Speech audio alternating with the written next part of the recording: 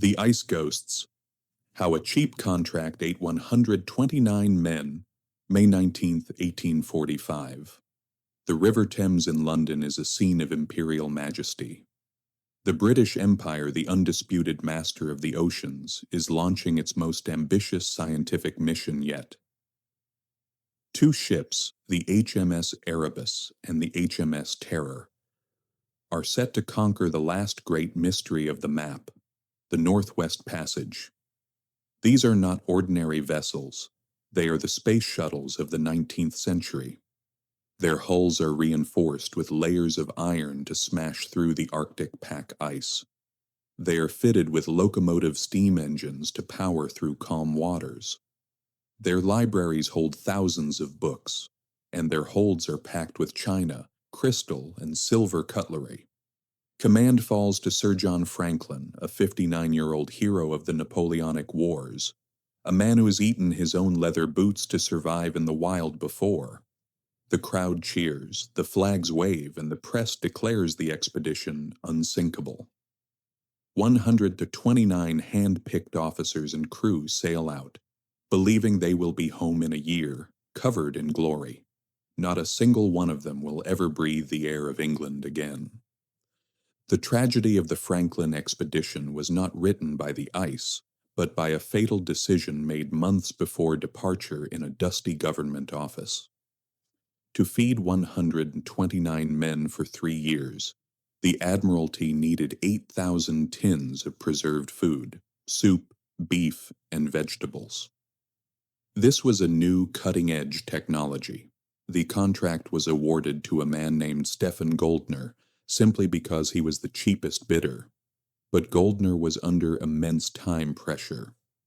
In his frantic rush to fulfill the order, his factory cut corners.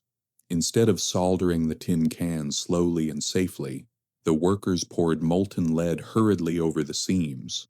The lead dripped inside, mixing with the food. Before the ships even raised their anchors, the crew's fate was sealed. They were not just carrying supplies, they were carrying tons of a slow-acting neurotoxic poison that would destroy their bodies and, more terrifyingly, their minds. The first summer is optimistic. The ships cut through the waters of Greenland and enter the labyrinth of the Canadian Arctic. They spend their first winter at Beechy Island, losing 3 men to tuberculosis. An ominous start, but not a disaster. But in the summer of 1846, Franklin makes a critical navigational choice. He turns the ship south down the Peel Sound toward King William Island. It is a fatal error. He sails directly into a trap, a massive conveyor belt of thick, multi-year ice flowing down from the polar cap. As winter approaches, the ice does not freeze smoothly. It smashes together, piling up into jagged walls. The Erebus and the Terror are seized by the ice pack. The steam engines scream. The iron hulls groan under the pressure, but nature is stronger. The ships are frozen solid, tilted at crazy angles, turned into dark, cold prisons. The crew settles in, expecting the ice to melt the following summer. But 1847 brings a horror they did not predict, a summer without a thaw. The sun shines, but the ice does not break. The ships remain locked. Inside the dark, damp lower decks, the victory disease of the Empire begins to fade. The men are living in a world of perpetual twilight, huddled around coal stoves. And slowly, the poison begins to work. The lead from the tins accumulates in their blood. The symptoms are subtle at first: fatigue, headaches, aching joints. But then comes the paranoia. Officers begin to quarrel over petty things. Discipline cracks. Men report seeing phantoms on the ice. The toxic food is not just killing them, it is driving them mad. On June 11th, 1847, the expedition loses its heart. Sir John Franklin, the father figure of the crew, dies suddenly. The cause is unknown, but the morale of the expedition dies with him. Command falls to Captain Francis Crozier of the Terror.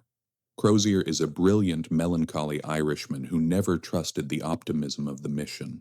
He realizes the terrifying truth. The ships are not going to be released. They are doomed. For another agonizing winter, the men sit in the dark, listening to the ice crushing the timber of their ships, while scurvy begins to rot their gums and reopen their old wounds. The confident, healthy men who left London are now shuffling skeletons, their minds clouded by lead and despair. By April 1848, after 19 months trapped in the ice, Crozier makes the ultimate decision. The ships are tombs. If they stay, they die. Their only hope, a slim, desperate hope, is to walk. On April 22nd, 105 survivors abandon the Erebus and the Terror. They leave a final note in a cairn at Victory Point, a scribbled message that ends with the chilling words, "Sir John Franklin died on the 11th of June 1847, and the total loss by deaths in the expedition has been to this date 9 officers and 15 men." What follows is one of the most harrowing death marches in human history. The men are dragging heavy wooden lifeboats mounted on sledges, but in their lead-poisoned delirium they make absurd choices. Instead of packing extra food, they load the boats with useless heavy items: silver plate, curtain rods, silk handkerchiefs, and even a writing desk. It is the behavior of men who've lost touch with reality. They are dragging the heavy symbols of the civilization that has abandoned them. They head south towards the Back River, hundreds of miles away across a rock-strewn frozen wasteland. The conditions are apocalyptic. The temperature is 40 below zero. Their clothes are tattered. Scurvy causes their teeth to fall out and their legs to turn black. One by one they drop in the snow. The Inuit, the native masters of this land, watch from a distance. They later tell stories of a column of agluka, our strangers, who looked like ghosts, dragging heavy boats, speaking in gibberish, and dying as they walked. As the weeks turn into months, the food runs out completely. The discipline of the Royal Navy, held together for years, finally snaps. In the frozen silence of the Arctic, facing the primal fear of starvation, the survivors cross the final line of humanity. Later, archaeological discoveries and Inuit testimony confirm the horror. The bones found on King William Island bear the distinct cut marks of steel knives. To survive just one more day, the living began to consume the flesh of the dead. The pride of the British Empire, the men who set out to map the world, were reduced to the most primal, desperate state of existence imaginable. None of them made it. The last survivors likely died gazing out at the open water they could not cross, just a few hundred miles from safety. But back in London, the silence was deafening. For 2 years, the Admiralty waited, then 3, then 5. The unsinkable ships had vanished into the white void. But while the government hesitated, one woman refused to let the world forget. Lady Jane Franklin, Sir John's wife, became a relentless force of nature. She spent her fortune, badgered the Prime Minister, and rallied the public. She turned the missing expedition into a national obsession. Because of her, over 30 separate expeditions were launched to find the lost men. It became the greatest manhunt in maritime history. Ships from America and Britain scoured the Arctic, mapping thousands of miles of coastline. Ironically, in searching for Franklin's failed route, they inadvertently mapped the very Northwest Passage he had died trying to find. The truth, when it finally arrived in 1854, was too horrible for Victorian society to accept. It didn't come from a Royal Navy ship, but from a Scottish doctor named John Ray. Unlike the arrogant naval officers who hauled heavy sledges and wore woolen uniforms, Ray respected the Inuit. He learned their language, wore their furs, and used their snowshoes.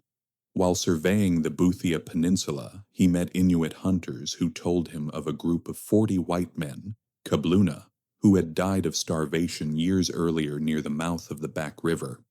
The hunters showed Ray relics, silver spoons with Franklin's crest, a medal, a watch. But they also told him something else, a detail that would destroy Ray's career. They said the desperate men in their final days had resorted to the last resource, cannibalism. Cooking pots were found containing human remains. When Ray returned to London with this report, he expected to be hailed as a hero for solving the mystery. Instead, he was vilified. The British establishment, led by the famous author Charles Dickens, launched a vicious smear campaign. Dickens wrote that civilized British sailors would never stoop to such savagery, and that the treacherous Inuit must have murdered them. It was a classic case of imperial denial. The empire could accept death, but it could not accept the collapse of its moral superiority. The Admiralty buried Ray's report, and the ghosts of the Franklin expedition were left to freeze in silence for another century, their dark secret officially denied.